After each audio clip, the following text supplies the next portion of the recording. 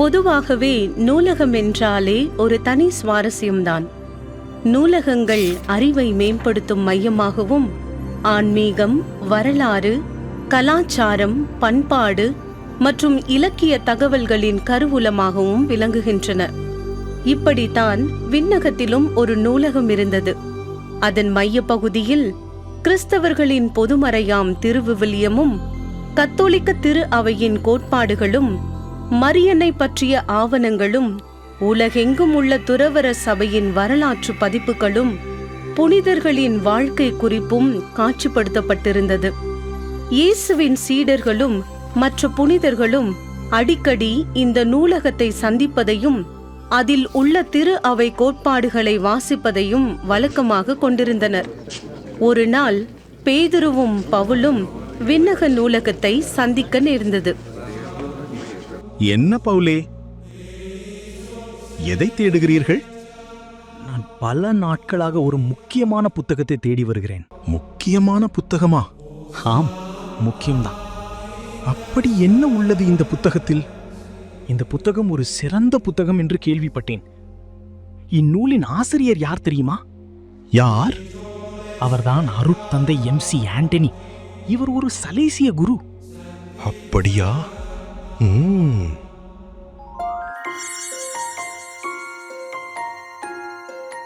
இந்நூலின் எழுத்தாளரை பற்றி தொன் போஸ்கோவிடமே கேட்போம்.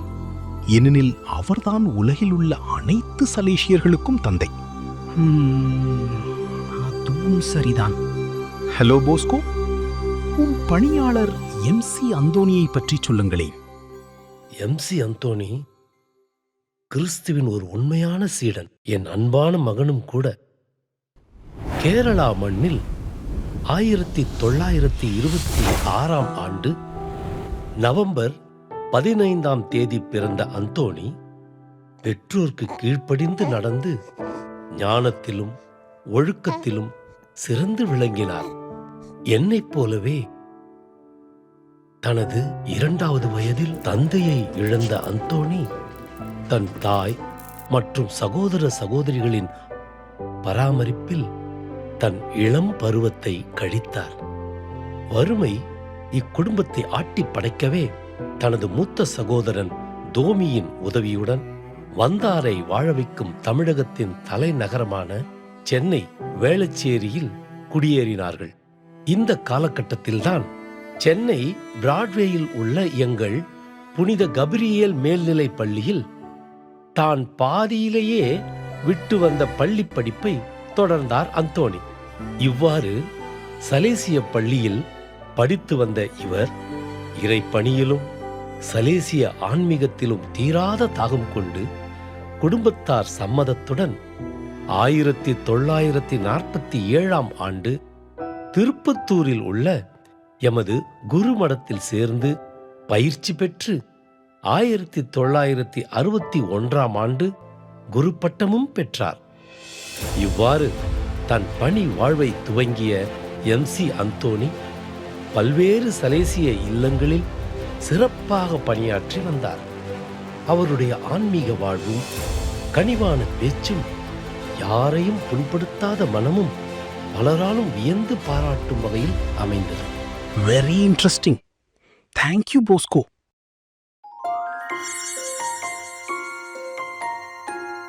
இந்த புத்தகத்தின் அடுத்த பகுதி என்ன? வாங்க பீட்டர், இந்த புத்தகத்தின் அடுத்த பகுதியை பற்றி தந்தை MC அந்தோனியிடமே கேட்போம். சொல்லுங்க ஆண்டனி, இந்த புத்தகத்தை நீங்க எப்பொழுது எழுத தொடங்குனீங்க?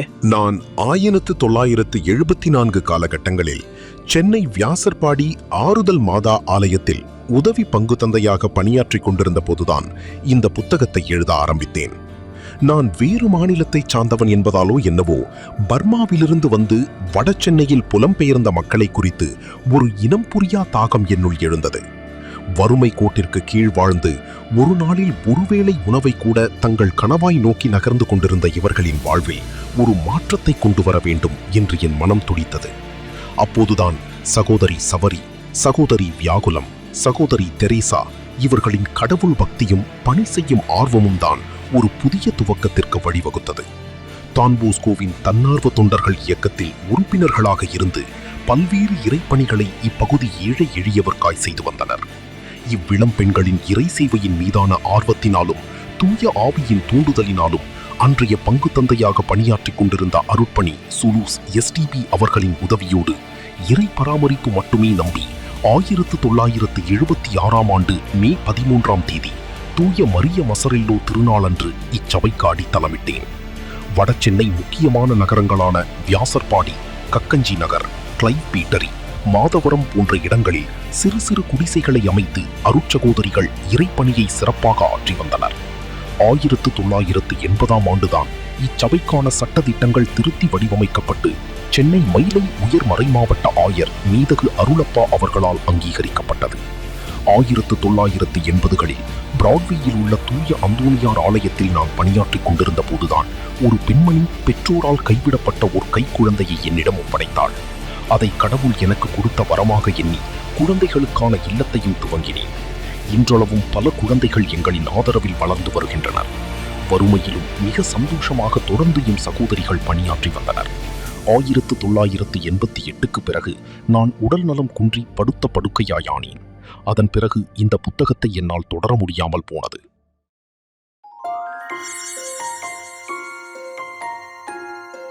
அதன் பிறகு என்ன ஆனது? வாங்க பீட்டர், அவங்க மூத்த சகோதரிகளுள் யாராவது ஒருவரிடம் கேட்போம். சிஸ்டர் குளோரி, நீங்க சொல்லுங்க, தந்தை எம்சி அந்தோனிக்கு பிறகு எப்படி நீங்க வளர்ந்து வந்தீங்க?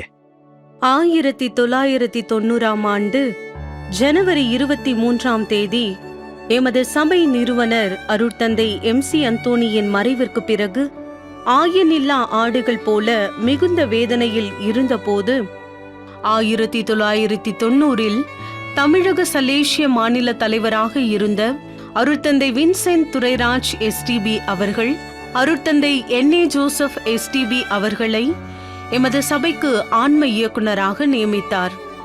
அருட்தந்தை என்.ஏ. ஜோசப் அவர்களின் வழிகாட்டுதலின்படி சிறிதும் கலக்கமின்றி மன உறுதியுடன் அன்னை மரியின் துணையோடு நாங்கள் பல ஏழை எளிய மக்களின் வாழ்வு வளம் பெறும் பொருட்டு மிக கடினமாக உழைக்க ஆரம்பித்தோம். எங்களுக்கு கிடைத்த வாய்ப்புகளை சரியாக பயன்படுத்தி வடசென்னை மட்டுமல்லாது தமிழகத்தின் பல்வேறு பகுதிகளில் புதிய இல்லங்களையும் பணிகளையும் தொடங்கினோம். எமது சபையின் தனிவரத்திற்கு ஏற்ப கைவிடப்பட்ட குழந்தைகளுக்காக துவங்கப்பட்ட சென்ட் தாமஸ் இல்லத்திலும் பல குழந்தைகள் சேர ஆரம்பித்தனர்.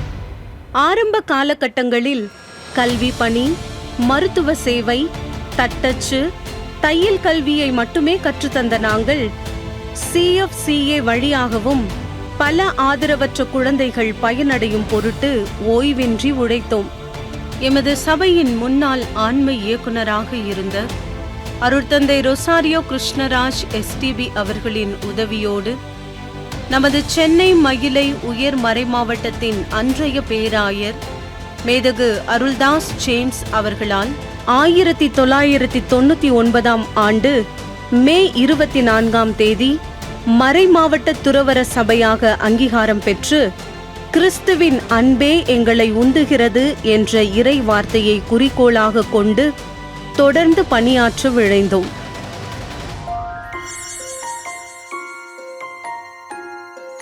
இவ்வளவு அருமையாக பணியாற்றிக் கொண்டிருந்த இவர்களின் இன்றைய வளர்ச்சியும் எதிர்கால கனவுகளும் என்னவாக இருக்கும்?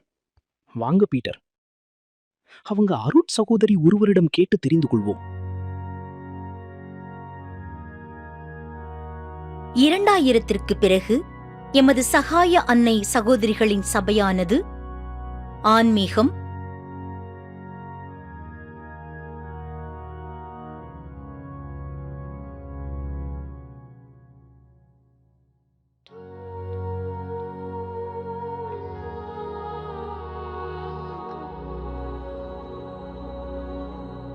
உருவாக்கம்,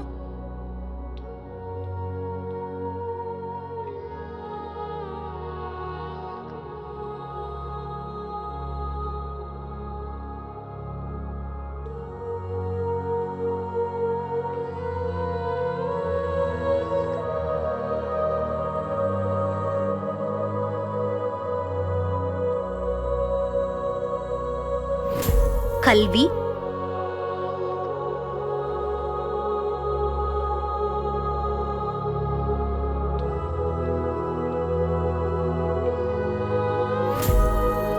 ஒழுக்கம்,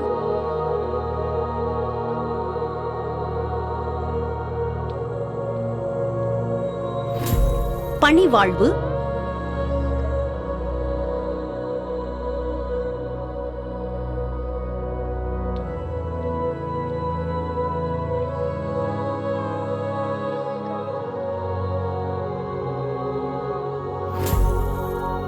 பொருளாதாரம்,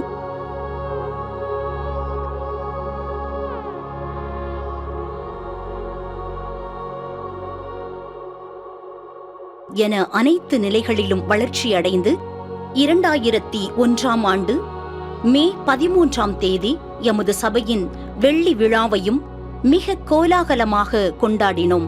அது மட்டுமல்லாது அருட்தந்தை மரிய ஆரோக்கியம் கனகா SDB அவர்கள் தெற்காசிய மறைமண்டல தலைவராக இருந்த பொழுது அவரின் உதவியோடு 2009ஆம் ஆண்டு ஜூலை 16ஆம் தேதி சலேசிய குடும்பத்தின் ஓர் உறுப்பினராகவும் சேர்க்கப்பட்டோம். இன்று 150ற்கு மேற்பட்ட அருட்சகோதரிகளுடன் இந்தியா மற்றும் இத்தாலி ஆகிய 2 நாடுகளில் தமிழ்நாடு, ஆந்திரா, கேரளா, மேற்கு வங்காளம், ஜார்க்கண்ட் உள்ளிட்ட 5 மாநிலங்களில் 39 இல்லங்களில் 19 மறை மாவட்டங்களில் சமூக பணி,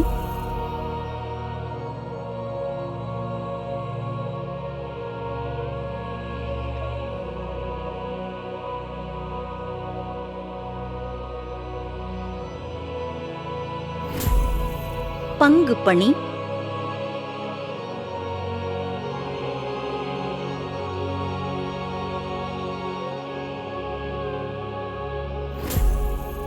இளையோர் பணி,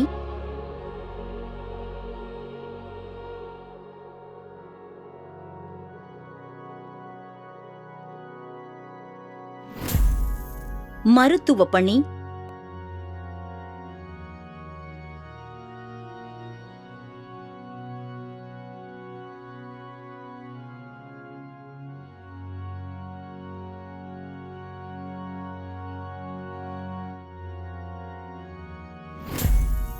கல்வி பணி,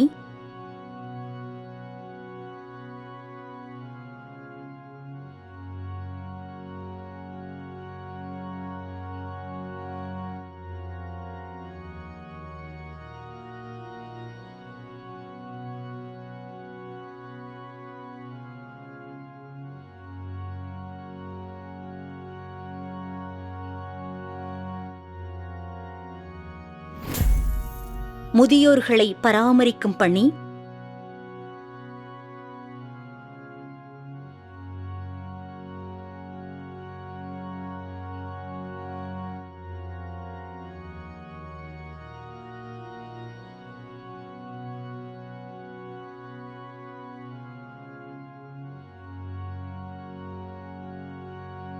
ஆதரவற்ற பிள்ளைகளுக்கான பராமரிப்பு,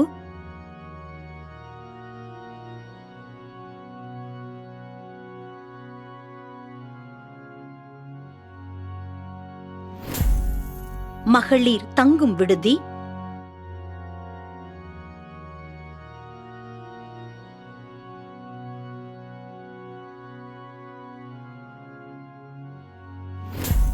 பழங்குடியினர் கல்வி மேம்பாடு,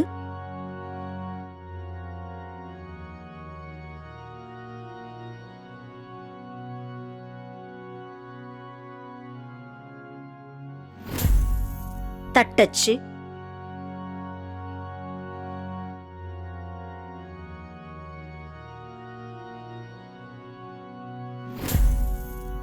கணினி,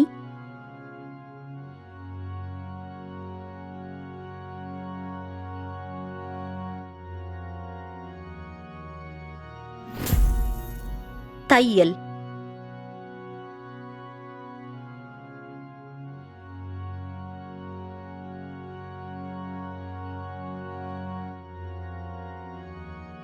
தொழில்துறை பயிற்சிகளும் அளித்து வருகின்றோம். சிற்பி மற்றும் PRVNSS என்ற தொண்டு நிறுவனங்கள் வழியாக சுய உதவிக்குழு மற்றும் மகளிருக்கான பல நலத்திட்டங்களையும் வெள்ள நிவாரண உதவிகளும் புரிந்து வருகிறோம். ப்ராஜெக்ட் டெவலப்மெண்ட் அலுவலகத்தின் வழியாகவும் பல்வேறு நலப்பணிகளை இச்சமூகத்திற்காக ஆற்றி வருகின்றோம். எமது இந்நாள் சபை தலைமை அன்னை அருட்சகோதரி ஜோஸ்பின் செல்வி அவர்கள் சபை தலைவியாக பொறுப்பேற்ற பிறகு கடந்த 2018 ஆண்டு டிசம்பர் 8 தேதி FSMA என்ற பொது நிலையினருக்கான இயக்கமானது நமது சென்னை மயிலை உயர் மறைமாவட்டத்தின் ஆயர் மேதகு ஜார்ஜ் அந்தோனிசாமி அவர்களின் அனுமதியுடன் துவங்கப்பட்டது.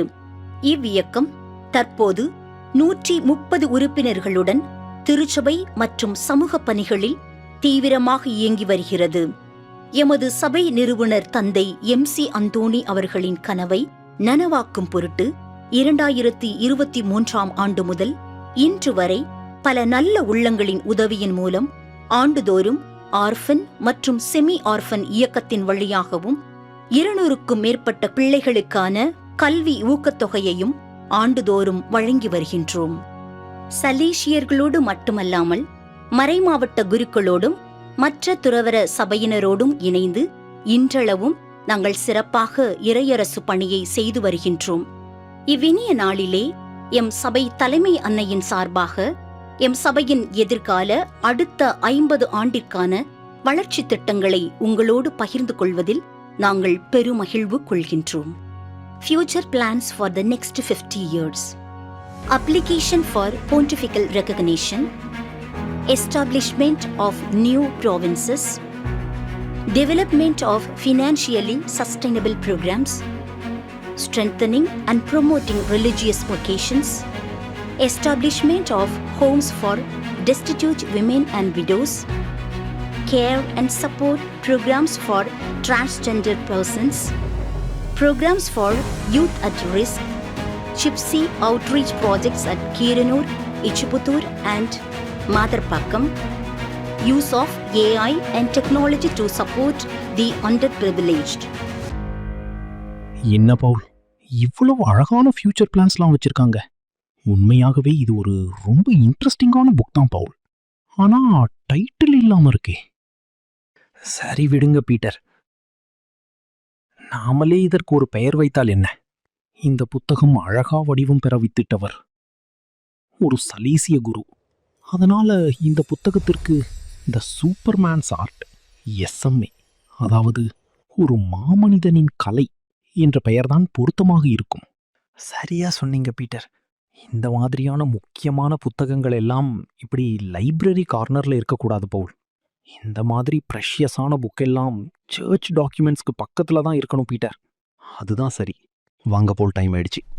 டின்னர் முடிச்சுட்டு தூங்க போலாம். நாளைக்கு வேறொரு இன்ட்ரெஸ்டிங்கான புக் பத்தி தெரிஞ்சுக்கலாம்.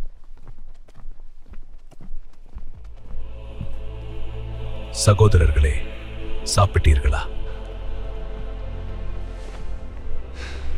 என் அன்பு அருட்சகோதரிகளே, என்னால் தொடர முடியாமல் போன இந்த SMA புத்தகத்தை சில ஆண்டுகள் சலேசிய அருட்தந்தையர்கள் உங்களை வழி நடத்தினாலும் மரியன்னையின் துணையோடு இன்றளவும் நீங்கள் தனித்து நின்று SMA என்னும் இந்நூலை பல வழிகளில் வளர்த்தெடுத்து பல்வேறு வரலாற்றுச் சுவடுகளை பதித்து இன்று எனது பிறப்பின் 100ஆண்டு விழாவையும் சபையின் 50வது ஆண்டு பொன்விழாவையும் மிக சிறப்பாக நீங்கள் கொண்டாடுவதில் நான் பெருமகிழ்ச்சி கொள்கிறேன். ஒரு தந்தையாக, SMA சபை நிறுவனராக, சபை தலைவி அருட்சகோதரி ஜோஸ்பின் செல்வி சிங்கராயர் அவர்களுக்கும் அனைத்து அருட்சகோதரிகளுக்கும் பொன்விழா வாழ்த்துக்களையும் ஜெபங்களையும் தெரிவிக்கிறேன். தொடர்ந்து உங்களுக்காக இறைவனிடம் பரிந்து பேசுவேன். May God bless you, my dear sisters. Thank you.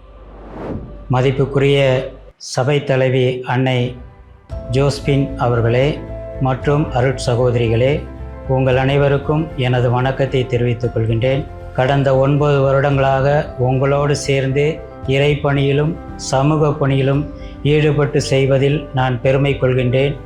இன்றைய நாளில் 50வது பொன் விழாவை கொண்டாடுகின்ற உங்களுக்கு எனது வாழ்த்துக்களையும் நன்றியையும் தெரிவித்துக் கொள்கின்றேன். Dear Reverend Mother Jocelyn Selvi, all the SMA sisters and the entire SMA family, I, Daisy, on behalf of the Youth Association, congratulate the Sisters of the Maria Auxiliatrix on reaching their milestone of their congregation's Golden Jubilee.